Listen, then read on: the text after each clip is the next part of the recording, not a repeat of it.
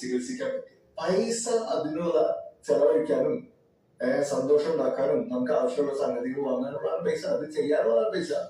പൈസ വരുന്നു പോകുന്നു എന്നുള്ള ചിന്തിക്കരുത്. പൈസയും ഇഷ്ടപ്പെടാനും വേണം. അത് ഞാൻ കാശി എന്റെ പോലെ പൈസ ഇഷ്ടപ്പെടാം.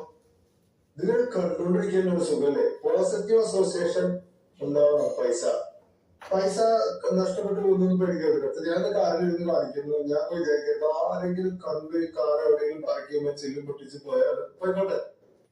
50,000 രൂപയിലേ കൊണ്ടുപോകാൻ പറ്റുള്ളൂ. കാശിനെ കൊണ്ടുപോകാൻ പറ്റുള്ളൂ. കാശുണ്ടാക്കാനുള്ള എന്റെ കഴിവ് അവർക്ക് മോഷ്ടിക്കാൻ പറ്റില്ലല്ലോ.